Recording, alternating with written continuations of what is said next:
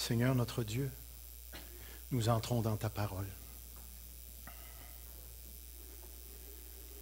Que ton Saint-Esprit nous guide en tant qu'assemblée, car nous sommes exposés à la parole de Dieu. C'est ce que tu as passé à toutes les églises dans tous les siècles. Et maintenant, c'est à notre tour de nous exposer à la parole de Dieu. Bénis ta parole, que ton esprit nous influence par ta parole. Amen. Nous avons commencé à regarder la lettre de 2 Timothée.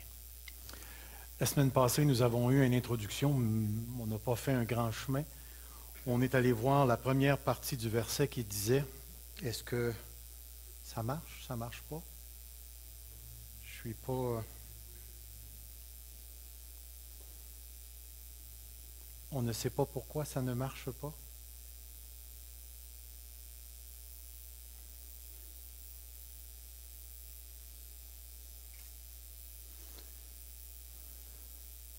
Je vais recommencer, je vais m'allumer, je vais voir.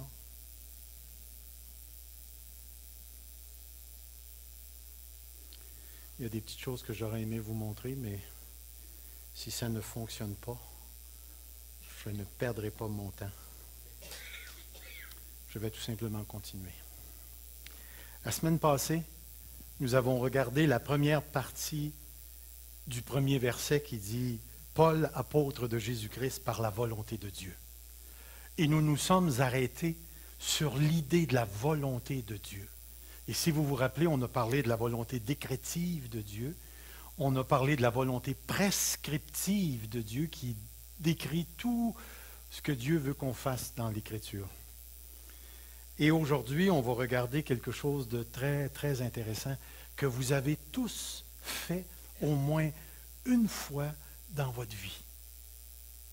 Le texte dit « Apôtre, Paul, apôtre de Jésus-Christ par la volonté de Dieu, pour annoncer la promesse de la vie qui est en Jésus-Christ. » Avez-vous déjà fait une promesse à quelqu'un? Vous avez déjà fait ça, hein? Savez-vous ce que c'est qu'une promesse? Si on vous demandait de décrire la promesse, c'est quoi une promesse? Que diriez-vous? Un engagement? Une garantie? Vous savez que moi, j'aime les choses un peu plus compliquées que ça. Écoutez, là. Si c'est simple, c'est trop simple. Ce que je vais essayer de faire, c'est de vous démonter ce que c'est qu'une promesse. Un peu comme si je démontais un moteur. La première chose que je veux dire, c'est qu'une promesse, vous allez dire « OK, vous le direz. » Mais la première chose, la promesse, c'est une parole. Vous savez, hein? Vous savez qui c'est? C'est une parole que vous prononcez, mais ce n'est pas n'importe quelle sorte de parole. Ce n'est pas une parole ordinaire. D'ailleurs, la promesse, c'est une parole qui contient une valeur exceptionnelle. Exceptionnelle. C'est particulier. C'est un type de langage particulier, deuxièmement, qui n'est pas un commandement, mais comme quelqu'un a dit, c'est une parole d'engagement. Mais remarquez bien ce que je vais dire. On ne peut pas séparer l'engagement de celui qui promet. Parce que cette parole d'engagement engage tout le prometteur. Alors, ce n'est pas simplement de dire « Bon, ben, je te promets de telle affaire ». C'est qu'en disant « Je te promets », le « je » qui me représente en tant que personne est totalement engagé dans la prononciation d'une parole qui contient une valeur tout à fait exceptionnelle. Donc, c'est vrai que c'est une parole, mais c'est une parole exceptionnelle d'engagement qui engage toute la personne. Toute la personne. N'oublie pas, une promesse, ça engage toute la personne. La troisième chose, elle est une parole par laquelle, et remarquez bien ce que je vais rajouter, par laquelle une personne s'engage à faire quelque chose de spécifique dans le futur. Dans le futur. Je te promets, je t'emmène au McDonald's, c'est moi qui paye.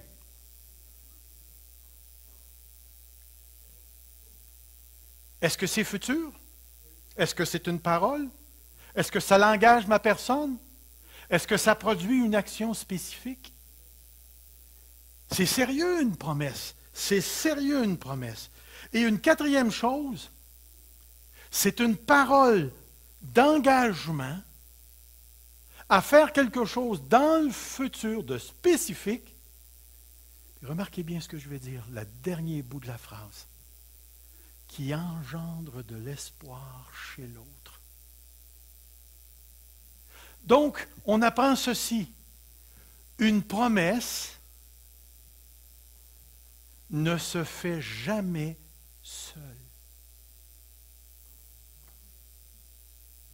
Une promesse est toujours orientée vers quelqu'un d'autre, par laquelle je m'engage vers ce quelqu'un d'autre-là, à faire quelque chose de spécifique dans le futur. Alors, si je dis, vous vous rappelez de l'exemple, je disais à mon gars, Ben, je t'emmène au McDonald's. C'est ton père qui paye. Comme c'est un pinard, naturellement, il va prendre tout ce qui coûte le plus cher. Mais je sais une chose, c'est que si papa n'est pas là, le jour et l'heure, j'ai transporté quelque chose dans ma promesse qui ne se voit pas, une valeur, qui va faire que mon garçon va maintenant me regarder d'une certaine manière parce que je n'ai pas accompli ma promesse. Ou si j'accomplis ma promesse, mon garçon va me regarder d'une autre manière qui va engendrer quelque chose chez lui. Parce qu'une promesse, c'est jamais juste une parole en l'air.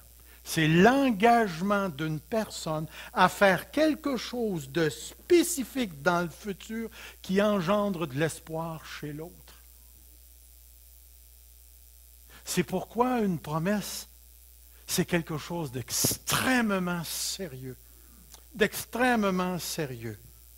Et c'est pourquoi, si je résume, une promesse est donc une parole exceptionnelle qui engage une personne à faire quelque chose de spécifique dans le futur, qui engage ou qui produit l'espérance chez l'autre. Comprenez bien ce que je vais dire maintenant. Chez les êtres humains, une promesse est toujours accompagnée du risque de non-accomplissement. De non-accomplissement. Pourquoi? Parce qu'il existe toujours une tension entre ce que j'affirme et mes actions. Et mes actions. Il va toujours y avoir une tension. Savez-vous pourquoi?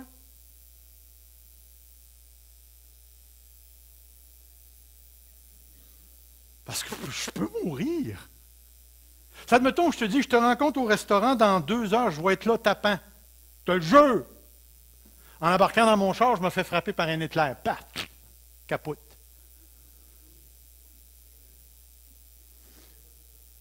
Écoutez, des fois, je dis à ma femme, chérie, je vais être là à telle heure. Là, il y a quelqu'un qui arrive au bureau en pleurant. Est-ce que je mets la personne dehors? On a appris ça dans le pastorat. Il faut être extrêmement souple. Extrêmement souple. Mais comprenez, parce qu'on est des êtres humains, on est appelé à faire des promesses. On est appelé à faire des vœux qui ont exactement la même structure. On est appelé à s'engager. Mais il y aura toujours une tension, un risque entre ce que je promets et ce que je suis capable de faire, parce que je suis un être fini qui existe dans un grand cadre temporel où il peut se passer des événements qui sont complètement au-delà de mon contrôle. S'il vous plaît, servez-vous pas de ça comme une excuse. Dire le pasteur a dit que non, laissez les choses arriver. Vous verrez. Mais voici où je veux m'en aller avec ça. Lorsque Dieu s'engage par une promesse, le facteur du risque disparaît. Sa parole est plus dure que le diamant Et rien ne peut s'opposer à sa promesse. Aucun être humain, aucun gouvernement, aucune armée, aucun ange, bon ou mauvais, ne peut empêcher Dieu de réaliser sa promesse. Rien ne peut empêcher Dieu de réaliser sa promesse. Oh, je ne l'ai pas, mais j'aimerais juste vous ramener à ce que j'ai dit au début. Paul, apôtre de Jésus-Christ par la volonté de Dieu, pour annoncer la promesse. De quelle promesse parle-t-il? C'est la promesse qui vient de qui? Et vous le savez comme moi, c'est la promesse, parole prononcée par Dieu, qui engage tout le prometteur, à faire quelque chose de spécifique dans le futur et qui engendre l'espérance chez celui qui la reçoit. C'est ce que le mot promesse veut dire. Et ce que je trouve intéressant, c'est qu'ici, nous avons Dieu, l'être parfait, qui s'est engagé à ton égard et à mon égard. Il s'est engagé pour réaliser quelque chose de spécifique, parce qu'il s'est lui-même engagé envers nous. Entre toi et moi, est-ce que Dieu peut mentir? Donc, aussitôt que Dieu parle, c'est vrai. Est-ce que Dieu peut être empêché par quiconque ou quoi que ce soit? Non. Ce qui veut dire le facteur de risque ôté, nous avons une ferme espérance qui ne peut jamais être, qui est inébranlable, une espérance d'une certitude.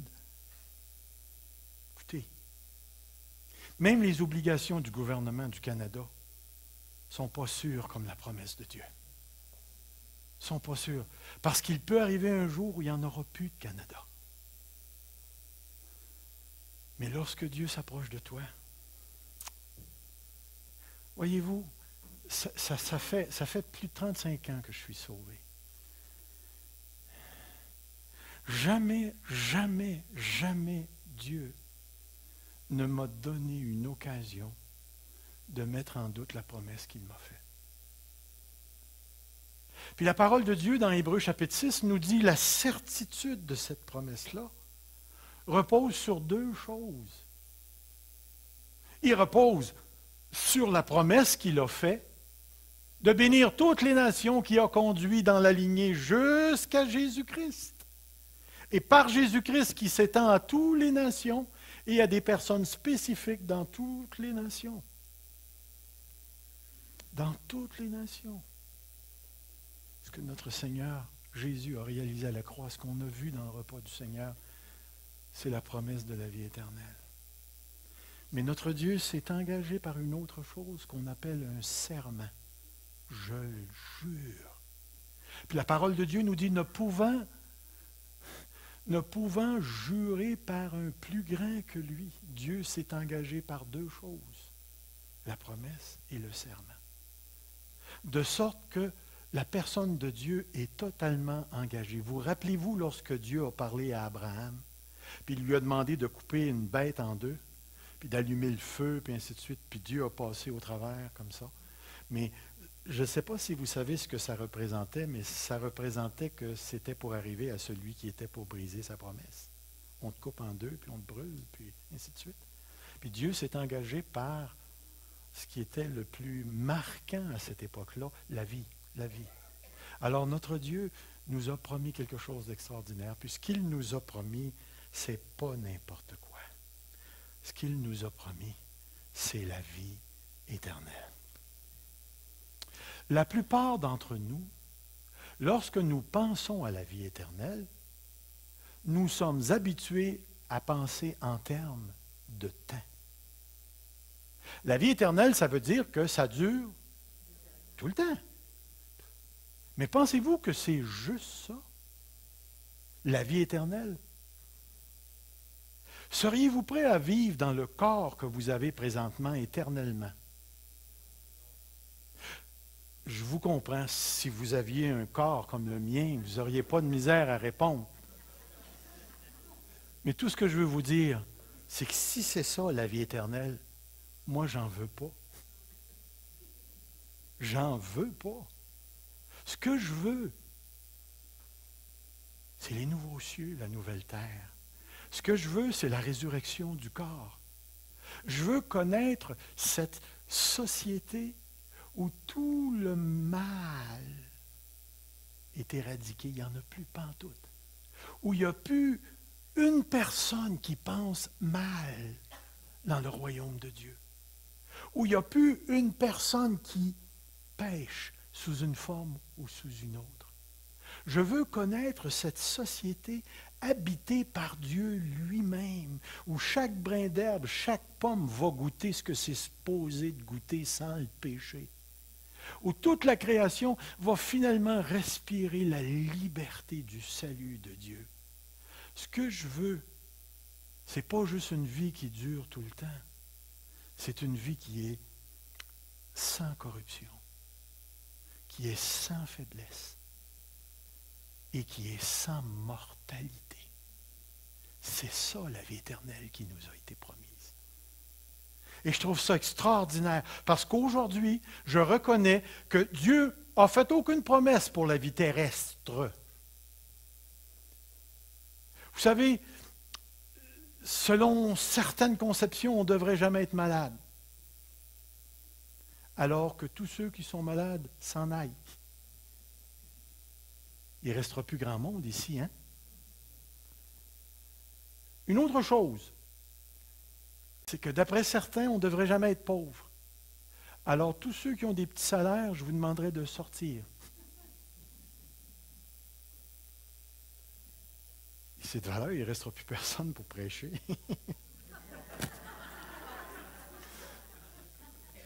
Vous voyez ce que je suis en train de dire? Est-ce que Dieu nous a promis qu'on ne serait jamais malade? Jamais de la vie.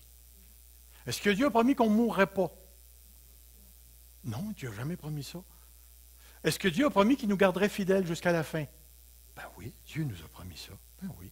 Est-ce qu'il a promis qu'il nous donnerait la vie éternelle? Est-ce qu'il nous a promis un nouveau corps? Ça veut dire que tu ne peux pas garder celui-là. Et là, tu te mets à réfléchir, puis tu te rends compte que la promesse de la vie éternelle, elle commence dans cette vie. Elle commence ici, parce qu'aujourd'hui, celui qui croit en Jésus-Christ, pas aura la vie éternelle, mais a la vie éternelle maintenant. Et je te le dis à toi qui es ici ce matin, si tu n'as pas rencontré Jésus-Christ comme ton sauveur personnel, ce n'est pas la vie éternelle que tu as. Tu es encore dans la mort. Pour avoir la vie éternelle, il faut que l'Esprit de Dieu vienne habiter dans ta vie, dans ta personne. Et le Seigneur a promis que tous ceux qui viendraient à lui, il ne les mettra pas dehors. Et je t'encourage à venir à Jésus-Christ, parce que Jésus-Christ, une fois que tu l'as dans ta vie, il change plusieurs choses. Mais je vais te garantir une chose, puis je ne te ferai pas de fausses promesses. Dieu ne te garantit pas que parce que tu viens à lui, ton couple va marcher. Dieu ne te garantit pas que parce que tu viens à lui, tu ne manqueras jamais de travail. Dieu ne te garantit pas que tu connaîtras jamais la guerre. Dieu ne te dit pas que tu connaîtras jamais la maladie. Mais Dieu te dit que tu as la vie éternelle et que tu vas expérimenter tout ce que la vie éternelle est. Et je bénis mon Dieu que dans le cours de mon passage sur cette terre qu'il appelle un pèlerinage ou un séjour, comme si on était juste une vapeur qui passe. D'ailleurs, c'est ça qu'on est, hein? Je suis content d'avoir rencontré Dieu et qu'il a engendré aujourd'hui dans ma vie une espérance que je désire plus que toute autre chose. À certains moments donnés de ma vie spirituelle, Dieu m'a permis de faire un bond en arrière pour aller voir mes anciens chums. Puis quand je suis arrivé auprès d'eux, il y avait un fossé qui nous séparait.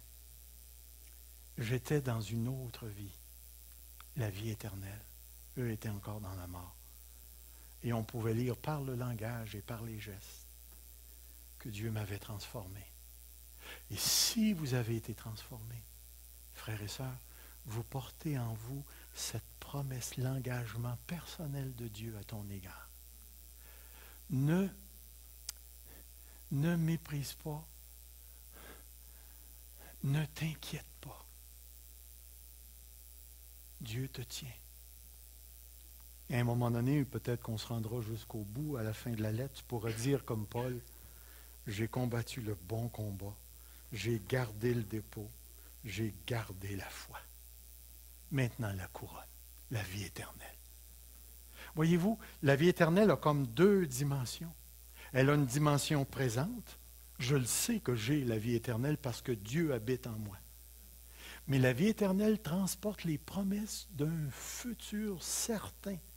Parce que la vie éternelle, ce n'est pas tout ce qu'on a là présentement. Dieu nous a promis qu'on aurait la vie en abondance. Vous vous rappelez de ce texte? Je leur donne la vie en abondance. Mais n'allez pas penser que l'abondance, c'est des piastres. La vie en abondance, c'est la plénitude de la vie. Et l'abondance va déborder jusque dans la vie éternelle. Et c'est là que la véritable abondance va se manifester. Et je trouve extraordinaire que l'apôtre Paul considérait le concept de la vie éternelle comme étant ce qui était de plus important pour lui. Tout son apostolat, parce que si vous lisez bien le verset, Paul, apôtre de Jésus-Christ, pour annoncer. La job de Paul, c'était de faire connaître le message de la bonne nouvelle. Je vais juste vous lire un petit bout de ce que j'ai écrit. Ce qui a mobilisé la vie de l'apôtre, qui lui a permis d'endurer de terribles souffrances, d'être emprisonné, de traiter comme un malfaiteur, de supporter la haine, le mépris, le rejet par ceux de sa race et de vivre dans la pauvreté, c'est nulle autre chose que la promesse de la vie éternelle. Et voici ce que dit l'apôtre Paul. C'est pourquoi je supporte tout à cause des élus, afin qu'eux aussi obtiennent le salut qui est en Jésus-Christ avec la gloire éternelle. Avec la gloire éternelle. Tout le ministère de Paul tournait autour de cette réalité-là. Frères et sœurs, l'apôtre Paul était un homme choisi par Dieu selon sa volonté, pour annoncer la bonne nouvelle du salut de Dieu, la promesse de la vie éternelle. Mais il y a une autre chose que le texte nous dit. De la vie éternelle qui est en Jésus-Christ. Qui est en Jésus-Christ. La promesse de la vie éternelle devient une réalité seulement et seulement si une personne est unie à Jésus-Christ par la foi. Réalisez ce que je viens de dire. La promesse de la vie éternelle ne devient une réalité seulement et seulement si une personne est unie à Jésus-Christ par la foi. Je vais le développer un petit peu plus. Dans Jean chapitre 6, verset 40, c'est marqué ceci. La volonté de mon Père, c'est que quiconque voit le Fils et croit en lui ait la vie éternelle, et je le ressusciterai au dernier jour. Dans Jean 10, 28, je leur donne la vie éternelle, et elles ne périront jamais, et je la ressusciterai au dernier jour. Voici ce témoignage, et celui-là, il est tellement bon, c'est dans 1 Jean 5,11 qui dit, « Voici ce témoignage, c'est que Dieu nous a donné la vie éternelle, et cette vie est en son Fils. » Là où est le Fils, là est la vie. Là où est le Fils, là est la vie. Remarquez bien ce que je vais faire. Là où est le Fils, là est la vie. Le Fils est en moi. Est-ce que le Fils est en toi? En toi? Là où est le Fils, là est la vie. Il y a des conséquences sérieuses ici. Remarquez bien cette phrase. Il n'existe aucun autre lieu, aucun autre passage, aucun autre moyen que par Jésus-Christ. Vous savez ce que ça veut dire? Tous les chemins mènent à Rome, mais toutes les religions ne mènent pas à Dieu. C'est tellement évident. Il n'y a de salut en aucun autre. Car il n'y a sous le ciel aucun autre nom qui ait été donné parmi les hommes. Entre vous et moi, Bouddha, est-ce qu'il est parmi les hommes? Mahomet, est-ce qu'il est parmi les hommes? Le Shinto Confucius ou quelque chose comme ça, est-ce qu'il est parmi les hommes? Est-ce que l'autre mariage, Tse-tung, quelque chose comme ça, là, il est parmi les hommes? N'oubliez pas, tout ce qui est parmi les hommes, il n'existe aucun autre nom que celui de Jésus-Christ, par celui que nous devions être sauvés. Il ne pourra jamais venir un autre Rédempteur s'installer politiquement, religieusement et dire « c'est par moi que le monde sera sauvé ». Le jour où vous entendrez ça, on est vraiment dans la fin, de la fin. Très, très, très. Jean, dans l'Évangile de Jean, texte que vous connaissez qui dit « Je suis le chemin, la vérité et la vie ». Et la deuxième phrase, « Nul ne peut venir au Père. » That's it, that's it. Et c'est pourquoi j'ai écrit ceci. Il ne peut y avoir d'union spirituelle possible entre le vrai christianisme et les autres religions. Saisissez bien ce que je viens de dire. Il ne peut y avoir d'union spirituelle possible entre le vrai christianisme et les autres religions. Il y a un mouvement chez certains chrétiens où on veut unir l'islam et le christianisme, parce que ce sont des religions monothéistes, un seul Dieu. Mais est-ce que le Dieu des chrétiens et le Dieu de l'islam sont le même Dieu? Le Dieu des chrétiens, il est trinitaire. Il est trois personnes. Il n'y a pas un musulman qui est capable d'accepter ça. Il n'y a pas un musulman qui va reconnaître Jésus-Christ comme Dieu. C'est un prophète, oui, oui. Mais jamais on va reconnaître la divinité de Jésus-Christ. Voyez-vous, le christianisme, c'est beaucoup plus fondamental que l'Église seulement. Nous, les Québécois, on a été élevés dans le cadre de la religion romaine. Puis vous avez déjà entendu cette phrase qui dit « Hors de l'Église, point de salut ». Entre vous et moi, là, l'Église ou pas l'Église, ça change-tu quelque chose à la nature de Dieu? Est-ce que Dieu est trinitaire juste parce que les chrétiens ont décidé qu'il était trinitaire, ou Dieu a toujours été trinitaire, Père, Fils, Saint-Esprit? Si Dieu est trinitaire depuis le commencement, depuis avant la fondation du monde, vous pouvez vous imaginer que ce n'est pas une petite affirmation dans l'Église qui va changer la nature de Dieu. Si Dieu a toujours été Père, Fils, Esprit, et que l'autre me dit non, Allah est le seul, j'ai un fichu de problème avec ça. Il n'y a de salut en aucun autre. Il n'y a sous le ciel aucun autre nom. Je suis le chemin, la vérité et la vie. Nul ne vient. Enlevez Jésus-Christ et tout s'écroule. Enlevez la Trinité et tout s'écroule. Enlevez la révélation de Dieu en Jésus-Christ, l'évangile de Jésus-Christ, et tout s'écroule. C'est pourquoi il ne peut y avoir d'union spirituelle entre le vrai christianisme et les autres religions, même si une religion ou un groupe religieux fait de bonnes actions selon nos critères humains comme le bouddhisme, même si cette religion affirme être en relation avec Dieu et son Christ sans prêcher l'obligation de la centralité de Jésus-Christ comme voie seule du salut, témoins de Jéhovah, les Mormons, et même si une personne ou une religion ferait des signes, des prodiges et des miracles sans reconnaître le salut de Dieu en Jésus-Christ, il ne peut y avoir de salut ou de communion possible. C'est tellement, tellement sérieux ce que je vous dis. La vie éternelle en Jésus-Christ, that's it. Tu acceptes ça ou tu ne l'acceptes pas. Le vrai christianisme produira toujours de la friction parce qu'il n'acceptera jamais ces deux choses. De plier le genou devant un autre Seigneur que Jésus-Christ. Et il ne reconnaîtra jamais un autre évangile que celui qui a été transmis par les apôtres. Jamais, jamais, jamais. Un jour, quelques-uns d'entre nous devront confesser le nom de Jésus-Christ au bout d'un fusil. Mais ça sera vrai, ça sera toujours vrai. Même si on faisait envahir par une autre religion qui prendrait le pouvoir politique, ça ne changera pas la vérité. Dieu est trinitaire. La deuxième personne de la Trinité s'est incarnée.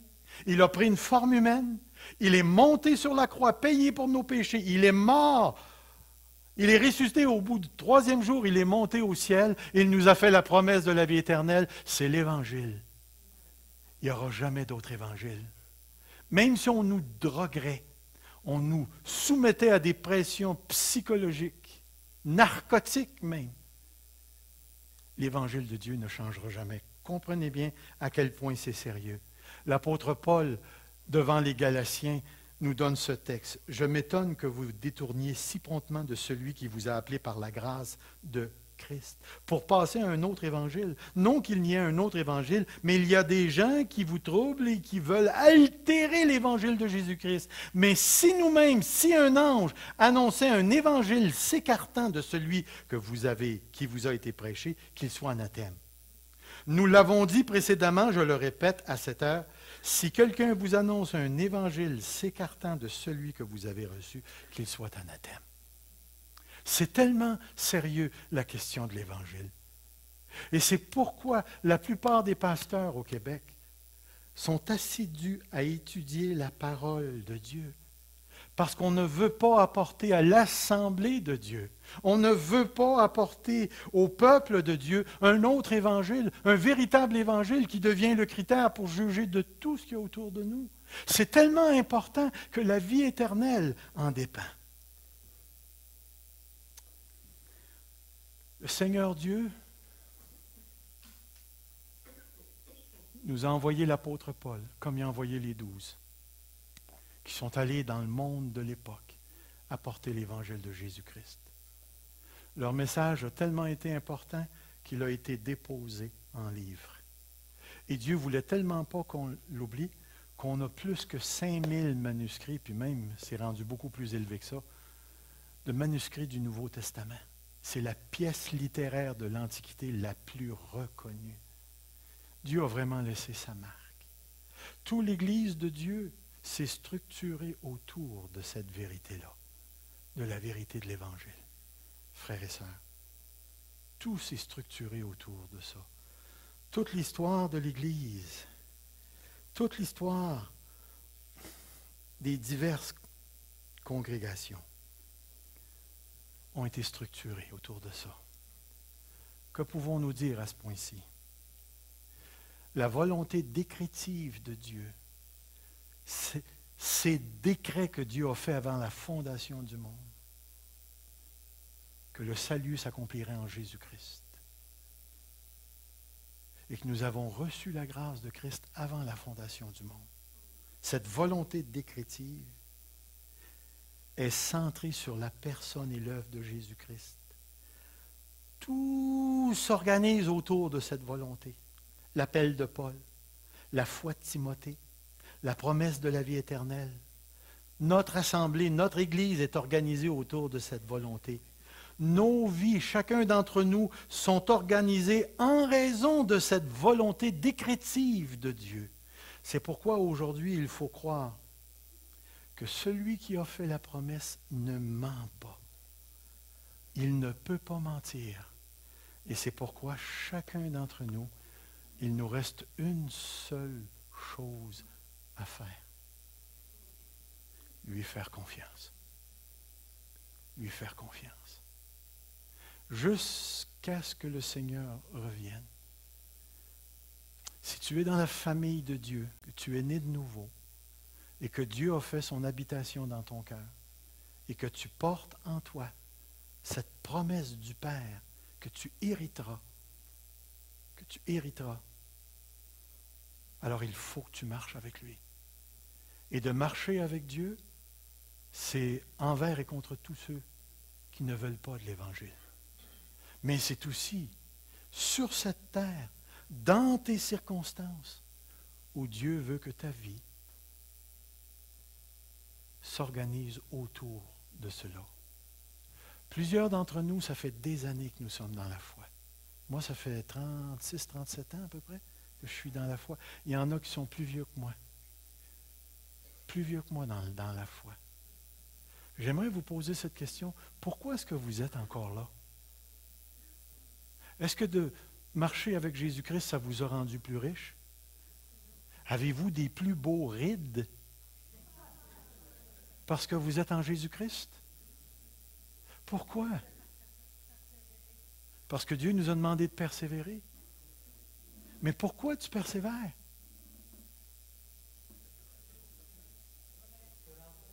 Voilà. Voilà la promesse. C'est ça. Pourquoi tu continues à vivre ta vie chrétienne? La promesse. La promesse. La promesse. C'est ça qui me tient. C'est ça qui me garde dans le pastorat. C'est ça qui me garde en vie sur cette terre. Je crois fermement, frères et sœurs, fermement, que la promesse de Dieu est vraie. Et à cause de cela, je plie le genou devant le Seigneur des Seigneurs et j'accepte ce qu'il m'impose.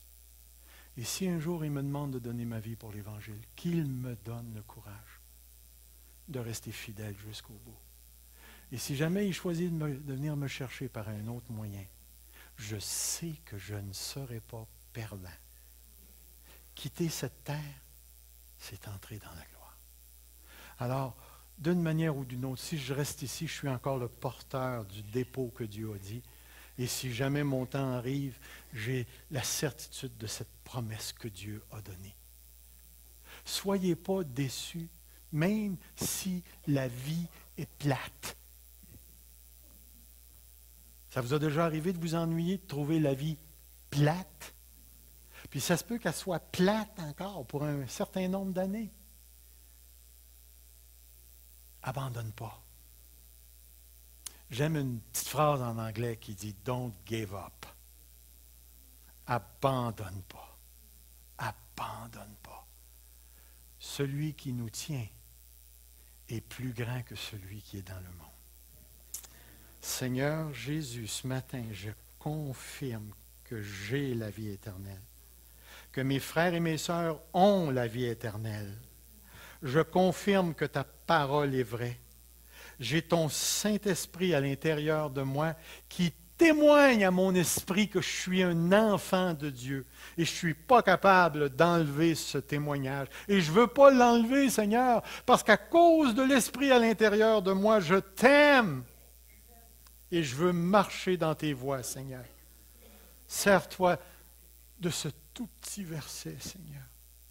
Paul, apôtre de Jésus-Christ, par la volonté de Dieu, pour annoncer la promesse de la vie qui est en Jésus-Christ.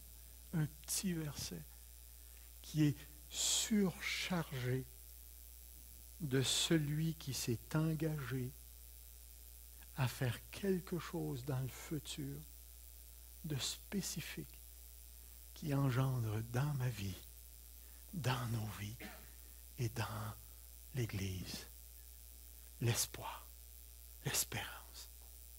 Et quand le moment viendra, Seigneur, par la mort ou l'enlèvement, l'avènement du Seigneur Jésus-Christ, j'entrerai, nous entrerons, l'Église entrera dans la plénitude de la vie éternelle. Seigneur, un matin, je ressens, j'ai des feelings ce matin. Je ressens que mes pieds sont posés sur un roc inébranlable. Et je veux te dire merci, Seigneur. Ça fait 36 ans que tu me tiens. Il y a des gens, ça fait 50 ans que tu les tiens. Merci d'avoir été tellement, tellement fidèle à ta parole. Merci d'avoir été fidèle à ton appel. Merci, Seigneur, de nous avoir élus, choisis avant la fondation du monde. Merci de nous avoir donné la grâce. Non seulement avant la fondation du monde, mais à un moment donné dans notre vie, dans notre histoire, tu nous as fait rencontrer quelqu'un qui nous a présenté le salut et on a dit oui. Je sais que ça vient de toi. Maintenant, Seigneur, mes yeux se portent vers ma fin. Et je ne sais pas l'espace qu'il y a entre les deux. Mais jusqu'à ce que ça arrive, Ce matin, je dépose ma vie entre tes mains encore une fois. Et je vous invite à faire la même chose dans votre cœur. Déposez votre vie dans la main de Dieu. C'est la place la plus sûre, la plus sécuritaire de tout l'univers. Alors, Père éternel, merci, merci, merci de ce que tu as fait pour nous en Jésus-Christ. Amen. Le Seigneur vous bénisse tous. Amen.